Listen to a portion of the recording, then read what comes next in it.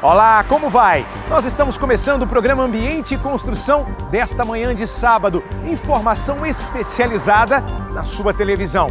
E hoje nós vamos conhecer o processo de reciclagem do óleo comestível. O que fazer com o óleo de cozinha? Nós conversamos com a engenheira de produção desta usina de reciclagem. Está começando o programa de hoje e você é nosso convidado especial.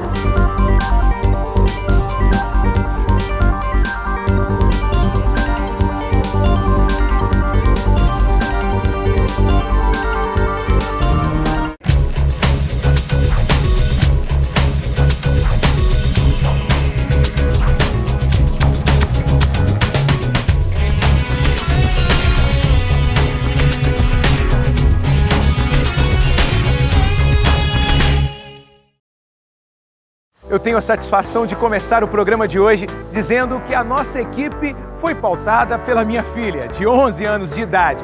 É que aconteceu há poucos meses, na escola onde ela estuda, uma campanha para recolher óleo comestível. É, o óleo de cozinha que conhecemos. E estas ações estão se tornando cada vez mais comuns nas escolas. Nós precisamos lembrar, e vamos lembrar no programa de hoje, que mais do que o modismo, a preservação ambiental deve ser uma consciência. E no programa de hoje, vamos conhecer o processo de reciclagem do óleo comestível e como acontecem estas campanhas nas escolas. E ainda as informações da Web TV CREA Minas.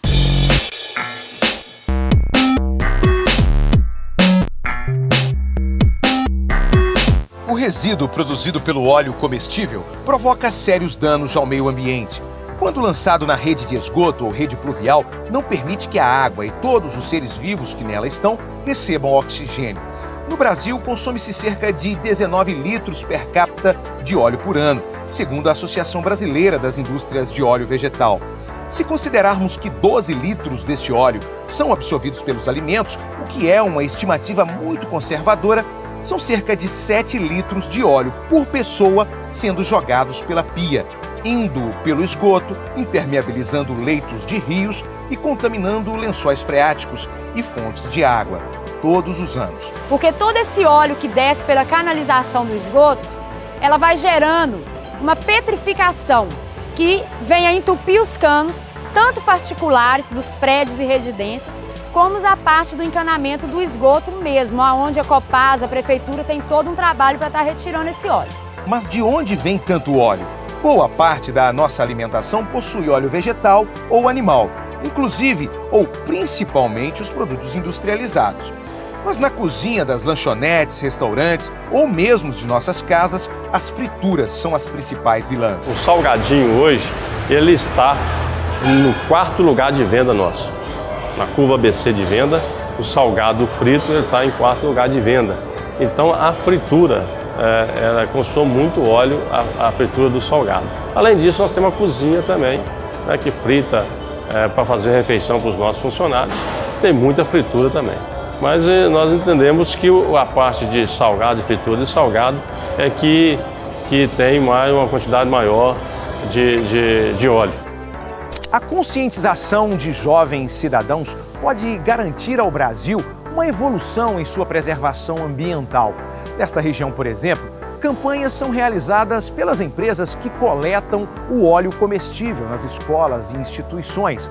Mas o empresário deste setor garante que ainda não é possível contabilizar lucros com esta atividade. A importância dos parceiros é muito boa, que é um trabalho de formiguinha.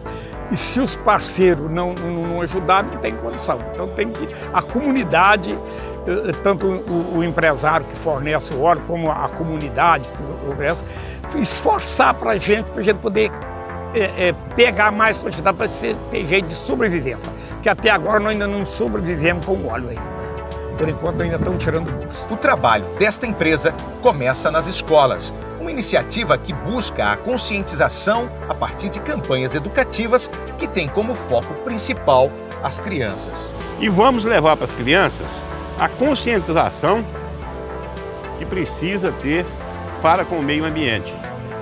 Porque muitas das vezes o avô não ensinou para o pai não ensinou para o filho e o neto não sabe ainda.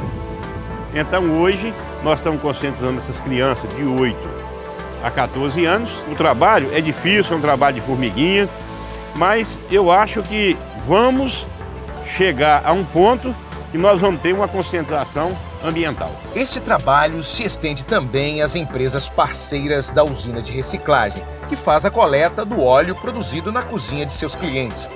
A rede de padarias e lancherias Premiale, além de outras ações socioambientais, instalou em suas lojas os biopontos. Nós aproveitando os nossos pontos de venda, que nós temos 8 pontos de venda no Vale do Aço, que circula aproximadamente 5.000 pessoas. Então, entendemos que devíamos dar a nossa contribuição, né, coletando esse óleo residencial, que a pessoa tem a oportunidade de pegar no seu pet ou em qualquer recipiente que tiver e coloca no nosso coletor que tem no ponto de venda nosso.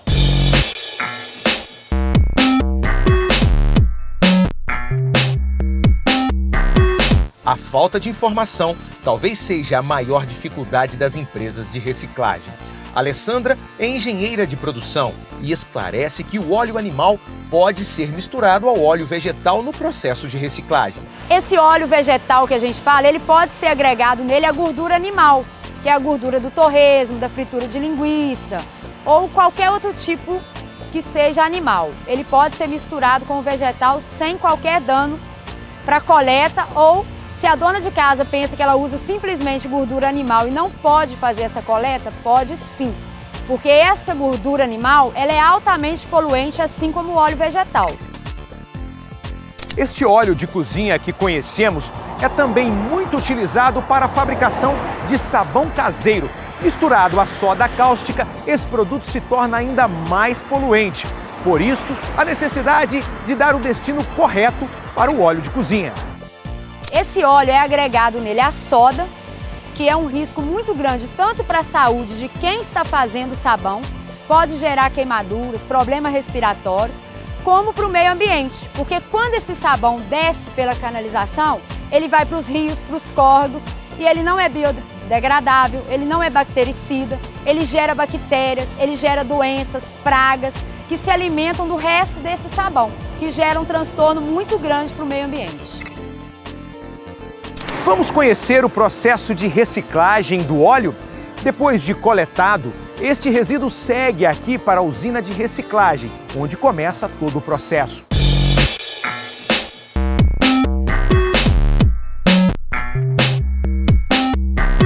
Chegando aqui na empresa, esse óleo ele passa pela filtragem. Primeiro a gente passa ele numa peneira mais grossa, porque vem muita borra grossa. Vem muito utensílio, às vezes, dentro das vasilhas. Esse óleo é passado nessa peneira, daí ele vai para um tanque, onde ele faz a decantação, onde tira o restante da borra fina. A engenheira explica que depois de decantado, o óleo vai para o clarificador, onde é aquecido a 90 graus, para retirar de 10 a 20% de água que vem junto com o produto. Seguinte, ele vai para o clarificador, onde a gente acrescenta produtos que ajudam a clarear esse óleo, e aonde sai toda a umidade, aonde esse óleo fica simplesmente o óleo e passa no processo de filtragem. Nesse processo de filtragem, o óleo ele sai totalmente limpo, já sai pronto para utilização. Depois de reciclado, o óleo sai por estas torneiras, já purificado. Daqui, eles vão para os tanques de armazenamento, sendo comercializado para empresas de biodiesel que hoje agregam 5% deste produto ao combustível. Empresas fabricantes de sabão também utilizam este produto.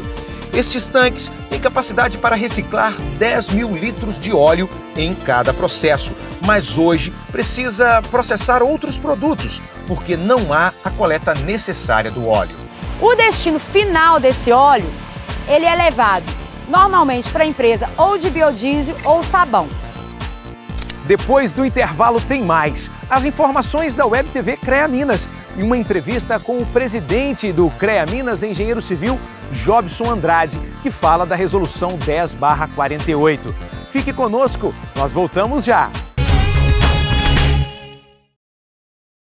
Você sabia que para atender às demandas do crescimento do Brasil, as universidades brasileiras precisam formar 90 mil engenheiros por ano? Para contribuir com esse momento, a Docton criou o Centro de Engenharias de Juiz de Fora, Engenharia de Produção, Elétrica, Civil e Engenharia Ambiental. O conhecimento transforma a vida e o Brasil do futuro está sendo construído agora.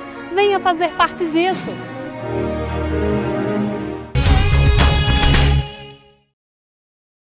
Em busca da preservação ambiental, nós descobrimos que é possível reciclar praticamente tudo.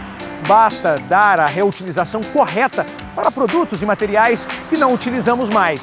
E neste bloco, nós vamos deixar algumas dicas para você que pode levar esta campanha e esta coleta de óleo de cozinha para sua empresa, para o seu bairro ou condomínio.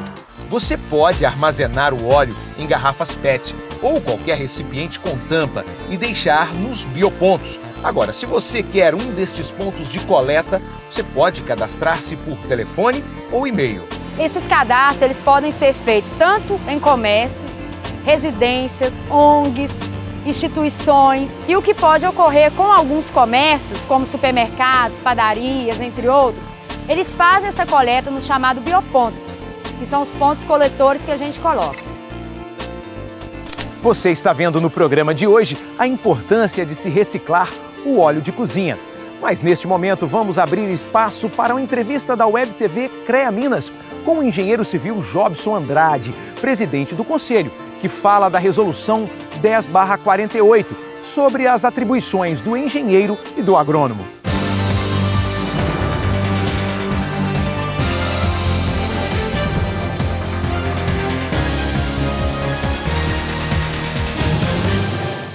Olá, na Web TV CREA Minas você confere uma entrevista com o presidente Jobson Andrade sobre a Resolução 1048, que esclarece sobre as atribuições dos engenheiros, agrônomos e dos demais profissionais da área tecnológica. Confira agora alguns trechos desta entrevista.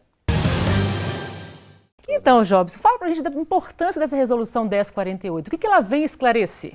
Como você mesmo já disse, né, a importância dela é o esclarecimento de fato, né? Ela não está criando nenhuma nova disposição com relação às atribuições dos profissionais, mas ela está consolidando todas em função da nossa legislação, dos acúmulos que o sistema, né, tem a respeito de atribuir os diversos profissionais, as diversas modais de engenharia e agronomia, né?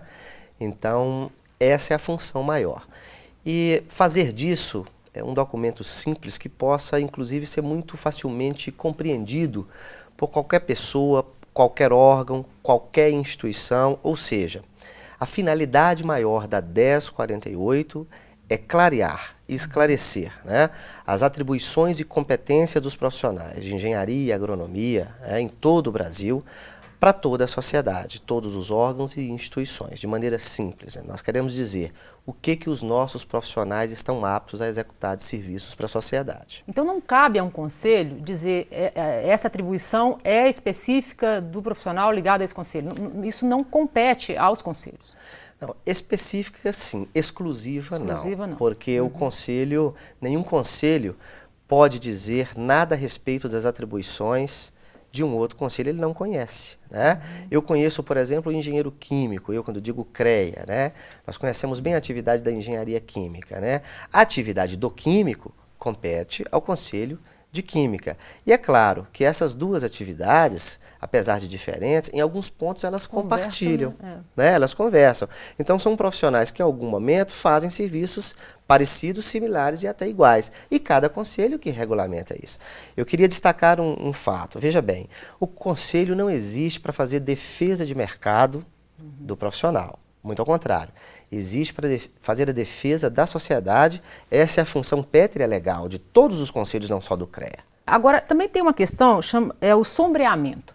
Algumas profissões, elas vivem um pouco isso. Queria que você explicasse um pouco isso. Dentro do CREA, nós temos diversos títulos. Nós temos engenheiros civis, os eletricistas, nós temos os agrônomos, nós temos os técnicos, nós temos os mecânicos, químicos, agrimensores, os novos que estão chegando, os engenheiros de produção, essas novas profissões que aparecem agora, o de meio ambiente, o de mobilidade, temos os geógrafos, né? Todos estão lá dentro. Então, a engenharia é parte da ciência, né? E como eixo principal, ela tem diversos conhecimentos que são comuns a todas essas profissões.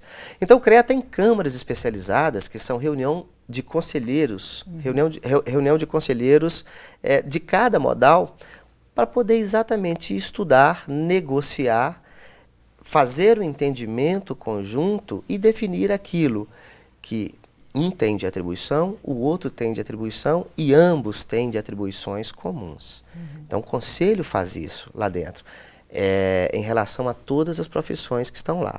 Mas nós não fazemos isso em relação a outras profissões de outros conselhos, a não ser, é claro, que haja um convênio, que haja uma resolução mútua entre as partes, né, onde um conselho diferente do CREA se reúne para poder fazer a mesma atividade que fazemos dentro do conselho que acabei de te explicar.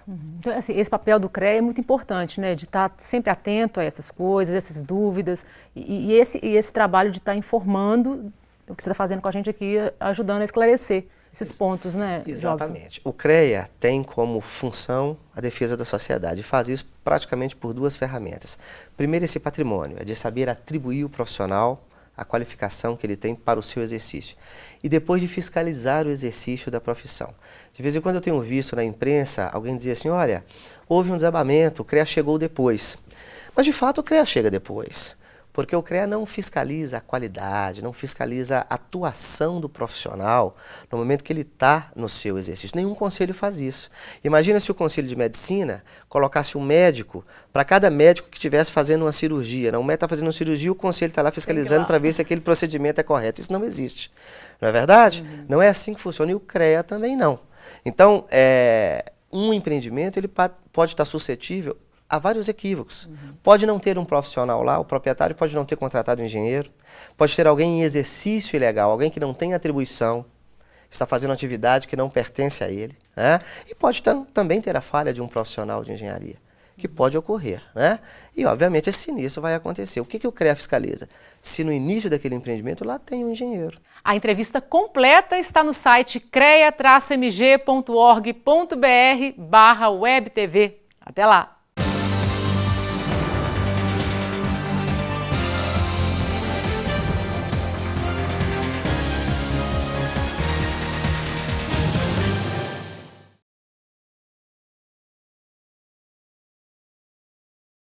Esta foi a importante contribuição da Web TV CREA Minas com o conteúdo do nosso programa. Nós estamos encerrando o Ambiente e Construção de hoje, deixando um forte abraço a toda a equipe do CREA Minas, na pessoa do chefe de gabinete, engenheiro Raimundo Almeida, que recebeu nossa equipe, e também o presidente da Rede de Ensino Docton, professor Cláudio Leitão, durante visita ao presidente do CREA, engenheiro Jobson Andrade, esta semana em Belo Horizonte. Encerramos o programa reassumindo o nosso compromisso com o meio ambiente e com o desenvolvimento sustentável. Deixamos o convite para que você assista ao programa na íntegra, no endereço que está em sua tela. Você pode também deixar a sua opinião no Facebook. E eu aguardo a sua participação na próxima semana aqui na Band Minas, neste mesmo horário.